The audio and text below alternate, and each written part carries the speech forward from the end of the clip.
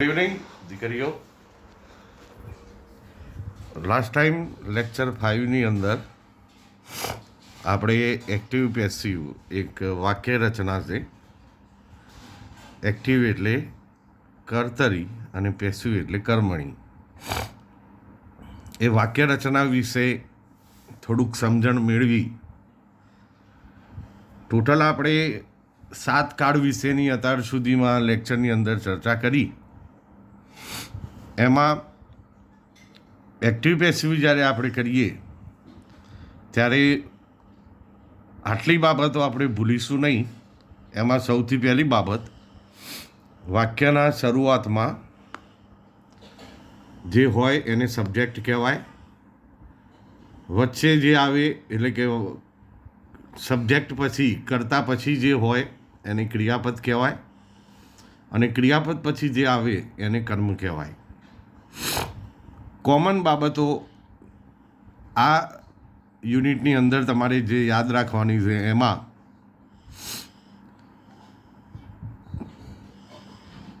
જે ક્રિયાપદ હોય એ ક્રિયાપદના ભૂતકૃદનથી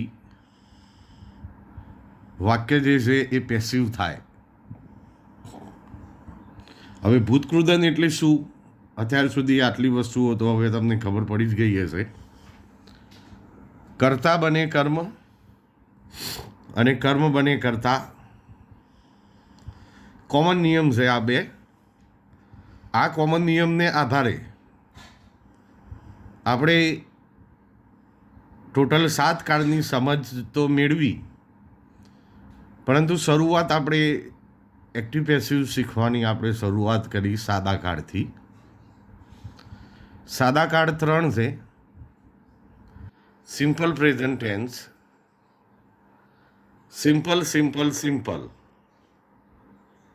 tense tense tense, simple present tense, past tense અને ફ્યુચર ટેન્સ. એવી રીતે 3 સાદા કાળ છે. સાથે સાથે આપણે મોડેલ ઓક્ઝિલરી જેમ કે can, could, would, should, must, એનું પણ સાથે આપણે સમાવેશ કરી લીધો. એમાં સૌ પ્રથમ આપણે જોયું કે કર્તા જે છે વાક્યનો, એ જ્યારે કર્મ બને તો અમુક ફેરફાર થતા હોય છે. ખાસ કરીને સર્વનામોની અંદર. સર્વનામ સિવાય બાકી કોઈ પણ સબ્જેક્ટ આપેલો હોય, છોકરાનું નામ, છોકરીનું નામ, સરનેમ આપ્યું હોય, પછી મેનેજર, ટીચર, ઓફિસર, એ રીતે આપ્યું હોય, તો એમાં કોઈ પણ પ્રકારનો ફેરફાર થતો નથી, ખાલી બાય લાગે.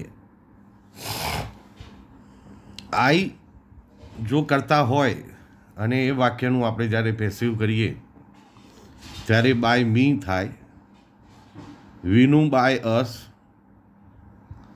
યુનું બાય યુ, હીનું બાય હિમ, શીનું બાય હર, ધેનું બાય ધેમ. પછી જે કોઈ બી કરતા હોય એને ખાલી બાય પ્રત્યે લાગે, એ નામ જે છે, સબ્જેક્ટ જે છે એ યથાવત રહે. શરૂઆત કરીએ આપણે સિમ્પલ પ્રેઝન્ટ ટેન્સથી. સિમ્પલ પ્રેઝન્ટ ટેન્સ એટલે કે સાદો વર્તમાન કાળ. સાદા વર્તમાન કાળનું એક્ટિવ અને પેસિવ જે છે એમ ઇઝ આર વડે થાય. એક વસ્તુ સામાન્યતઃ ભૂલવાની નથી કે જે ક્રિયાપદનું તમારે પેસિવ કરવું હોય તો એ ક્રિયાપદના ભૂતકૃદંત વડે જ થાય. એટલે ક્રિયાપદનું ભૂતકૃદન થશે એ તો ફાઇનલ છે, પરંતુ સાથે સાથે સાદા વર્તમાન કાળનું એમ ઇઝ આર વડે થાય. સાદા ભૂતકાળનું વોઝ વેર વડે થાય. એટલે કે વાક્ય વર્તમાન કાળમાં હોય, ભૂતકાળમાં હોય, ભવિષ્યકાળનું બી અને મોડેલ ઓક્ઝિલરીનું પણ બી વડે પેસિવ જે છે એ થાય. આટલી મહત્ત્વની બાબતો પછી આપણે શરૂઆત કરી સિમ્પલ પ્રેઝન્ટ ટેન્સ, સાદો વર્તમાન કાળ. એમાં આપણે સમજ્યા કે જે વાક્યમાં ક્રિયાપદનું મૂળરૂપ અથવા ક્રિયાપદને એસ કે ઈએસ લાગેલો હોય તો વાક્ય સાદા વર્તમાન કાળમાં જાય અને એનું પેસિવ જે છે એ એમિઝાર વડે થાય. ઓબ્જેક્ટને જ્યારે તમે સબ્જેક્ટ બનાવો ત્યારે જે ક્રિયાપદ છે એનું ભૂતકૃદન તો થશે જ, પણ સાથે સાથે સાદો વર્તમાન કાળ હોય તો એમિઝાર વડે એનું પેસિવ થાય. ત્યાર પછી આપણે simple past tense,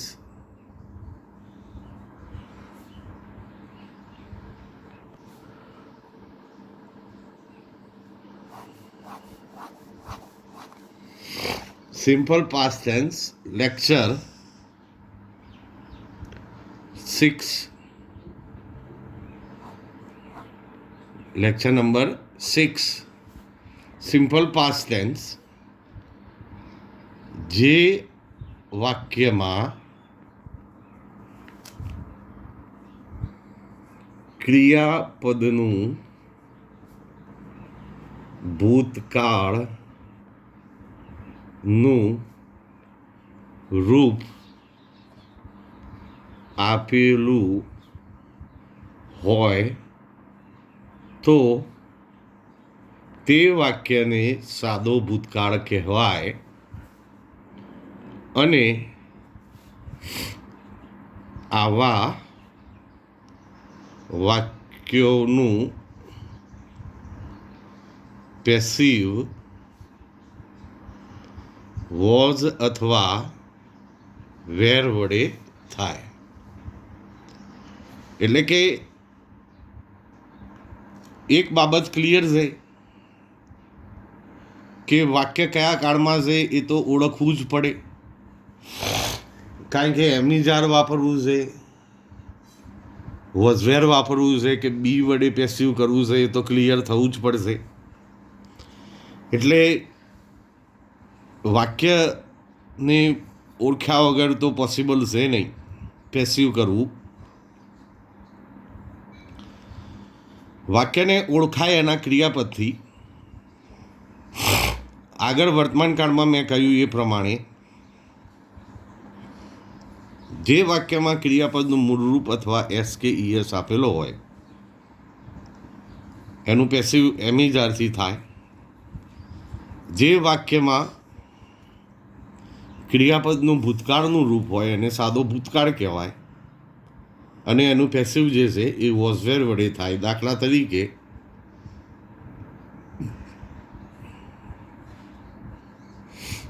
mister Raval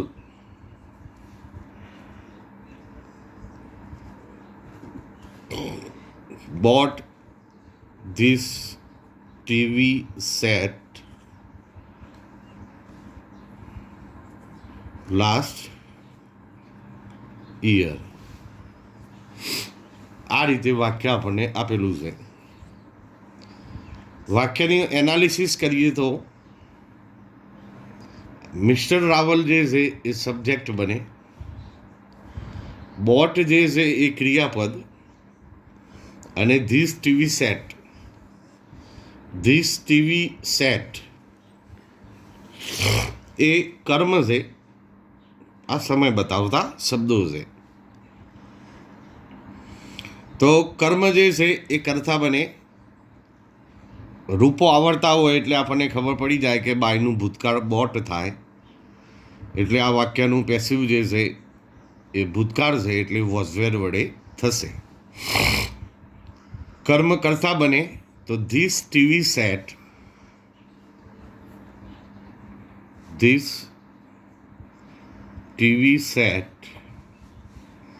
આ જે કર્મ છે એને મેં સબ્જેક્ટની જગ્યાએ લખી દીધું અહીંયા ભૂતકાળ છે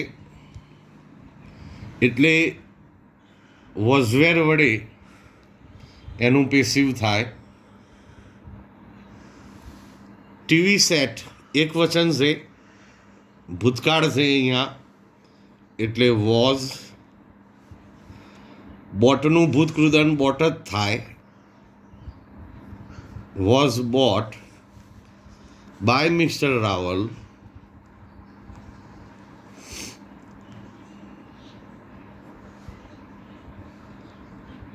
last year. Last year by mister Rawal એમ લખો તો એ ખોટું નથી. આ વોઝ બોટ પેસિવ થઈ ગયું. આ એક્ટિવ વાક્ય છે, આ એનું પેસિવ કન્સ્ટ્રક્શન છે, વાક્ય છે. બીજું ઉદાહરણ જોઈએ.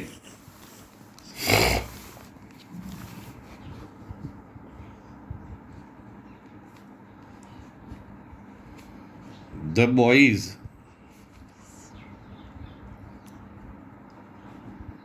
arranged all the chairs properly. The boys arranged all the chairs properly. Arranged ભૂતકાળ છે અહીંયા એટલે આ વાક્યનું પેસિવ જે છે એ વોઝવેર વડે થશે. બીજું એક ઉદાહરણ લખી દઈએ.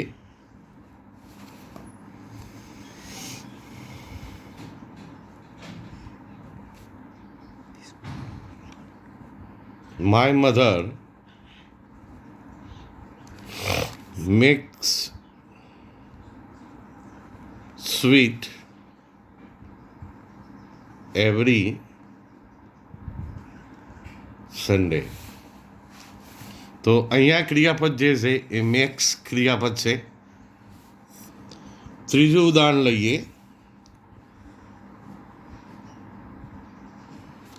They will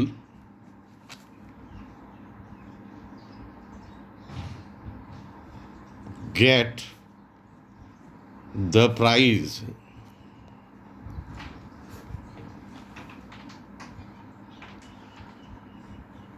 tomorrow. અહીંયા જે ક્રિયાપદ છે, આ જે ક્રિયાપદ છે અને સાથે આ જે ક્રિયાપદ છે એ ક્રિયાપદને બરાબર જુઓ. અહીંયા જે ક્રિયાપદ છે એનું પાસ્ટ ટેન્સ આપેલું છે. અહીંયા ક્રિયાપદને એસ લાગેલો છે, મુખ્ય ક્રિયાપદ છે મેક. અહીંયા વિલ સાથે ક્રિયાપદ આપેલું છે. તરત જ ડિફરન્સ ખબર પડે છે આપણને ક્રિયાપદ જોવાથી કે કયો કાળ છે. બ્લાઇન્ડ હોય, બ્લાઇન્ડ એટલે આંધળા માણસને પણ ખબર પડે કે આ પાસ્ટ ટેન્સ છે એટલે આને પાસ્ટ ટેન્સ કહેવાય. આ વર્તમાન કાળ છે તો વર્તમાન કાળ કહેવાય ને આ ભવિષ્યકાળ છે, વિલ છે એટલે. ત્યાર પછી ક્રિયાપદ પછી કર્મ. પહેલા વાક્યમાં કર્મ છે ઓલ ધ ચેર્સ. બીજા વાક્યમાં કર્મ છે સ્વીટ. ત્રીજા વાક્યમાં કર્મ છે ધીસ પ્રાઇઝ. ત્યાર પછી પહેલા વાક્યમાં કરતા છે ધ બોયઝ. ત્યાર પછી કરતા છે માય મધર અને અહીંયા સબ્જેક્ટ છે દે. હવે જવાબ આપણે આના બનાવીએ. જુઓ, ઓલ ધ ચેર્સ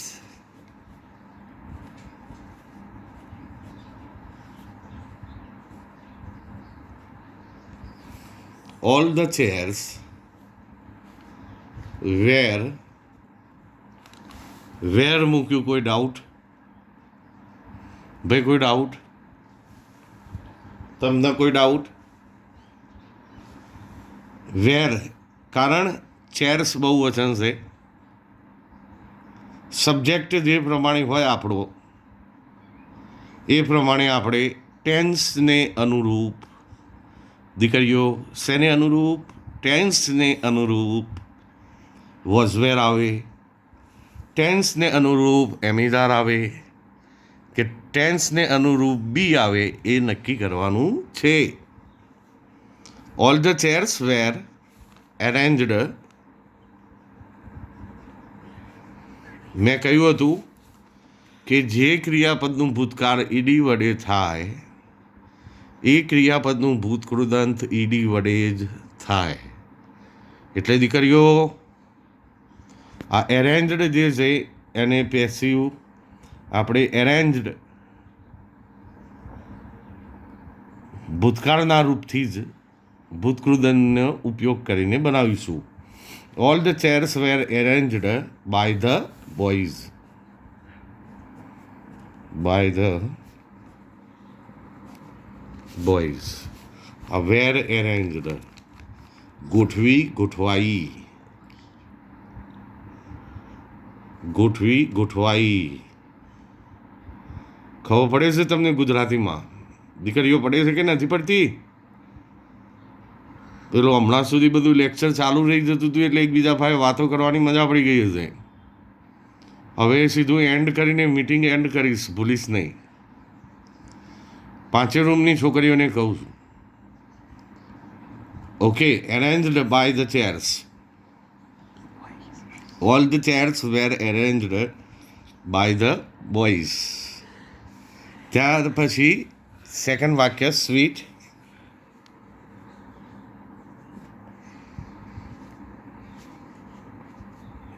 એક વચન બહુવચન કોમન જ ગણાય. Sweet is.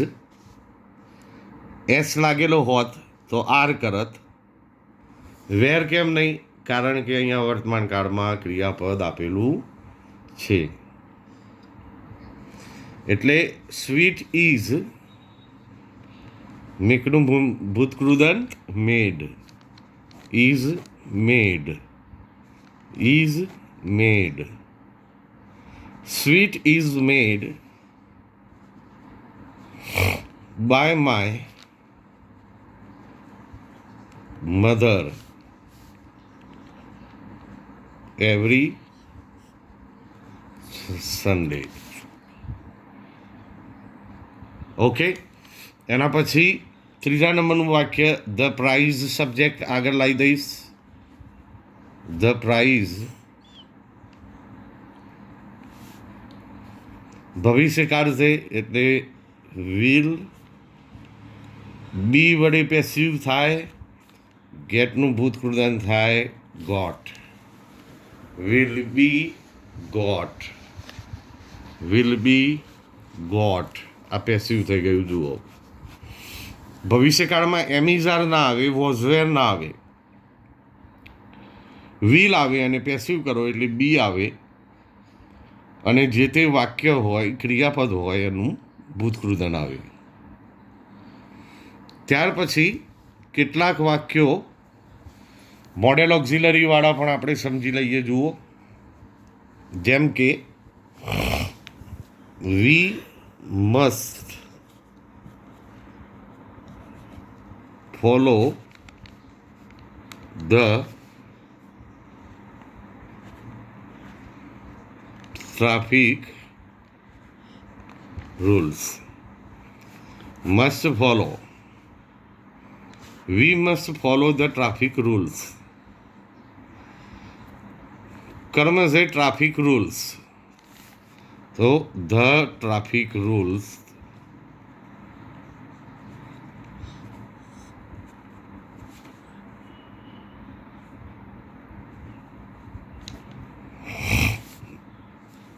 જે મોડેલ ઓક્ઝિલરી આપ્યું હોય એ જ મોડેલ ઓક્ઝિલરી જે છે એ તમારે વાપરવાનું છે.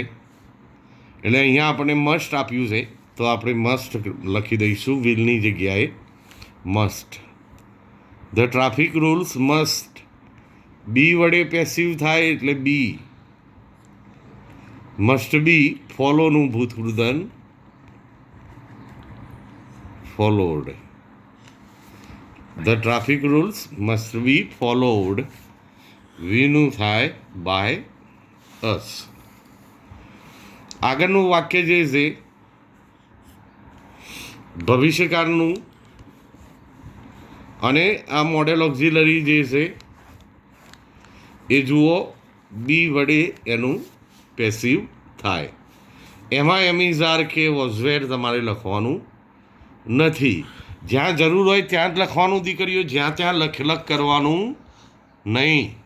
ઓકે, એક ઉદાહરણ જોઈએ, પેરેગ્રાફમાં જોઈએ ઉદાહરણ, સિમ્પલ વાક્યને બદલે.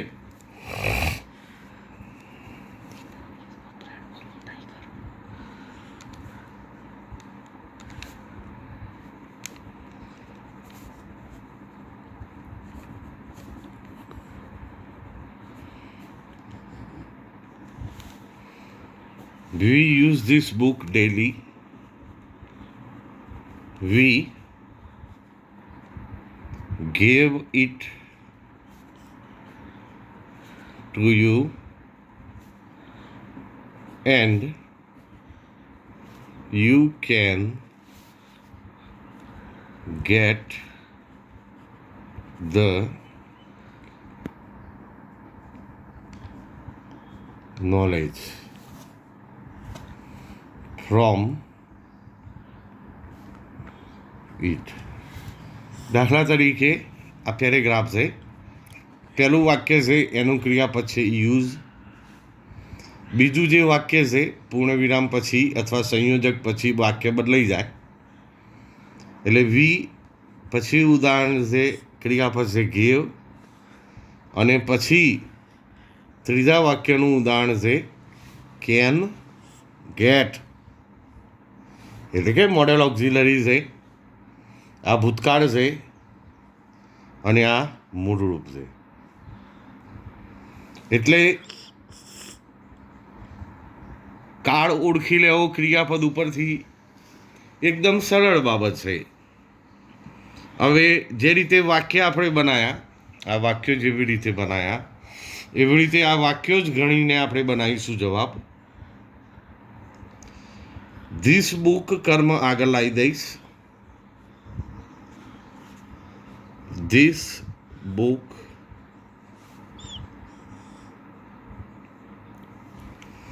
વર્તમાન કાળ છે એટલે is. Used, this book is used by us daily. કોઈ ડાઉટ? કોઈને કોઈ ડાઉટ? બીજું વાક્ય we gave it to you. We gave it, it કર્મ છે અહીંયા, તો ઇટ ગેવ ભૂતકાળ છે એટલે વોઝ, ગેવનું ભૂતકૃદન given. It was given by us to you, અથવા ટુ યુ બાય અસ એમ લખો તો પણ વાંધો નહીં. ત્યાર પછી વાક્ય છે you can get the knowledge from it. Can get model auxiliary છે વાક્યની અંદર. કર્મ છે ધ નોલેજ, એને આપણે કર્તા બનાવી દઈશું ધ નોલેજ.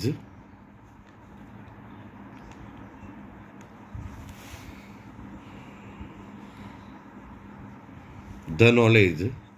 કયું મોડેલ ઓક્ઝિલરી છે? કેન, તો કેન મૂકી દઈશું. ભૂતકૃદન માટે આપણે બી મૂકીશું અને ગેટનું ભૂતકૃદન ગોટ.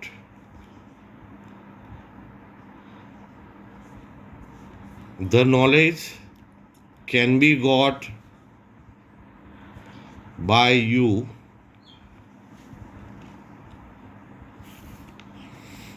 from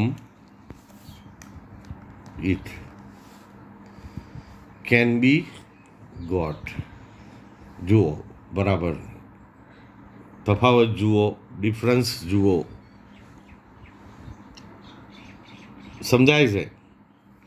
ફરીથી આપણે આટલી વસ્તુ ક્લિયર કર્યા બાદ બીજા થોડાક ઉદાહરણો જોઈશું.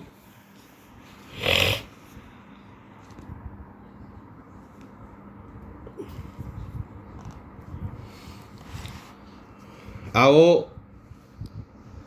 આ રીતે એક્ટિવ પેસિવનો પેરેગ્રાફ હશે તો સાદા કાળનો જ હશે. ચાલુ કાળ જે છે એનું પેસિવ બીઈંગ વડે થાય, પૂર્ણ કાળનું બીન વડે થાય. પરંતુ એની કોઈ જરૂર નથી. એનું વિશેષ નોલેજ જે છે એ તમારે 10મા ધોરણમાં મેળવવાનું છે.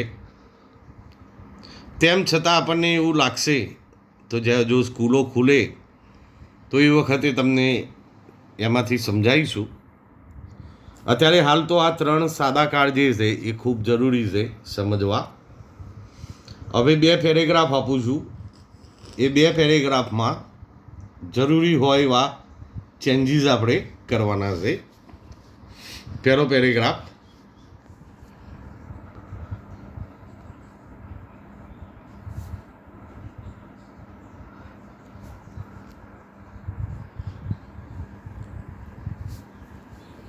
My grandfather sings this song every morning.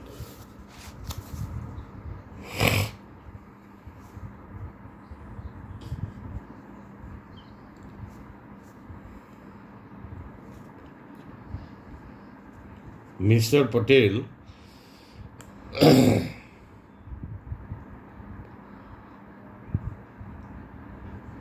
held this book last Sunday.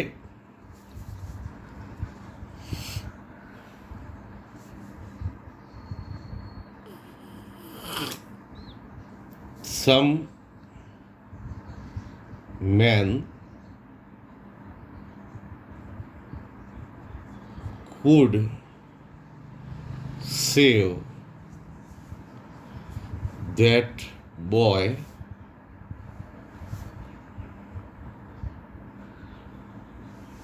peacefully. હવે આ 3 વાક્યોને ફરીથી આપણે જોઈ લઈશું. અહીંયા સિંગ ક્રિયાપદ છે, અહીંયા હેલ્ડ ક્રિયાપદ છે, અહીંયા કુડ સેવ એટલે કે કેન મોડેલ ઓક્ઝિલરી વાળું વાક્ય છે. My grandfather sings this song every morning. Sings વર્તમાન કાળ છે. ધીસ સોંગ ઇઝ સંગ. કોઈ ડાઉટ અહીં સુધી? ધીસ સોંગ કર્મ છે, કરતા બનાવી દીધો. Is sung by my grandfather every morning. એ જ રીતે ધીસ બુક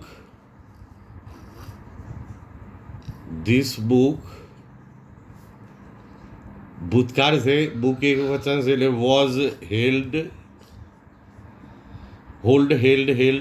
આ રીતે રૂપો થાય એના.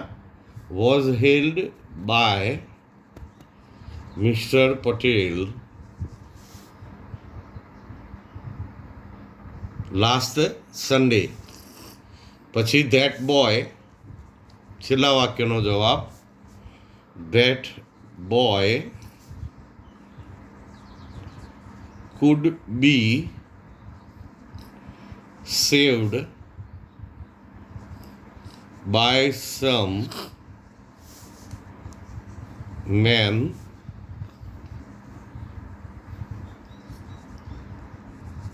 પીસફુલી. ઓકે દીકરીઓ, અહીં સુધી આપણે અહીંયા લેક્ચરની સાથે સાથે એક્ટિવ પેસિવનો પોઈન્ટ પણ જે છે એને વિરામ આપીશું. હવેના નેક્સ્ટ લેક્ચરની અંદર આપણે સ્પીચ, ડાયરેક્ટ ઇનડાયરેક્ટ સ્પીચ જે છે એ આગળ લઈશું. આભાર, ખૂબ ખૂબ આભાર. Thank you. Watch the video and enjoy it.